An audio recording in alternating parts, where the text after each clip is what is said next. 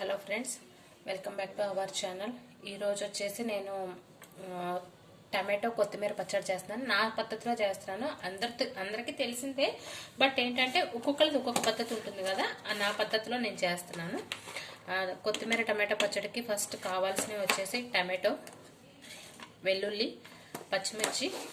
ఈ పచ్చి కొబ్బరి అనేది ఆప్షనల్ అండి, నేనైతే వేస్తాను. ఈ పచ్చి కొబ్బరి అనేది ఆప్షనల్, మీకు ఇష్టమైతే వేసుకోండి, లేదంటే లేదు. నేనైతే వేస్తాను. నెక్స్ట్ వచ్చేసి ఒక చిన్న బౌల్ కొత్తిమీర. నేను 2 టమాటోస్ మాత్రమే తీసుకున్నానండి. 2 టమాటోస్కి చిన్న బౌల్ కొత్తిమీర, ఇది సరిపోతుంది ఈ టమాటోస్కి. మీరు ఇంకా ఎక్కువ టమాటోస్ తీసుకున్నారంటే ఈ కొత్తిమీర క్వాంటిటీని పెంచుకోండి. నేను ఎంత తీసుకున్నానో దానికి సమానంగా క్వాంటిటీ తీసుకున్నాను. ఇప్పుడు నెక్స్ట్ వచ్చేసి మనం కడాయి పెట్టేసుకుందాము. స్టవ్ ఆన్ చేసుకొని కడాయి పెట్టేసుకుందాం. కడాయి పెట్టేసి దీంట్లో కొంచెం ఆయిల్, ఎక్కువ పట్టదండి టమాటాలు మనకు మగ్గటానికి, జస్ట్ 1 స్పూన్ ఆయిల్ అయితే సరిపోతుంది.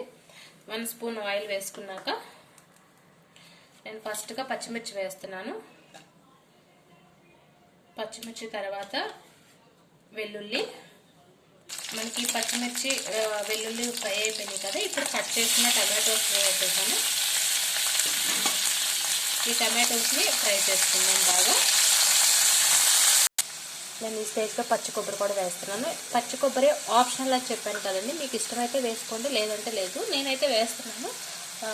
ఒకవేళ మీకు పచ్చి కొబ్బరి ఇష్టం లేదు, ఓన్లీ టమాటో కొత్తిమీర వరకే చూసుకుంటామంటారా, అట్లయినా చేసుకోవచ్చు. అట్లయినా టేస్ట్ బాగుంటుంది, ఇట్లయినా టేస్ట్ బాగుంటుంది.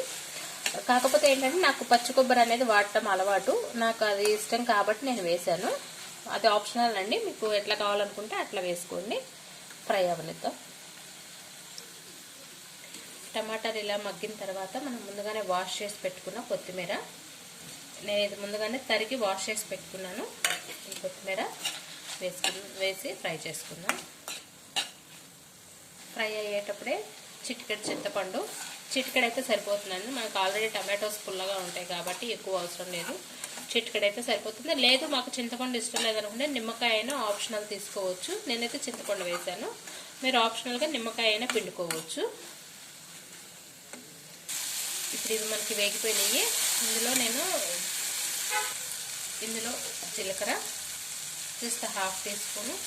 ఉప్పు మీకు ఎంత సరిపోతుంది అనుకుంటే అంత వేసుకోండి. నేను వేసుకుంటున్నాను, మీ టేస్ట్ తగ్గట్టు మీరు వేసుకోండి. ఇప్పుడు గ్యాస్ ఆఫ్ చేసేసుకుందాం. గ్యాస్ ఆఫ్ చేసేసుకున్నాక వీటిని మిక్సీ జార్లో తీసుకొని చల్లారనిద్దాం. చల్లారిన తర్వాత మిక్సీ పట్టుకుందాం.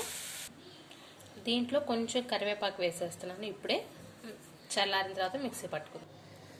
మన కొత్తిమీర టమాటో పచ్చడి రెడీ అయిపోయింది.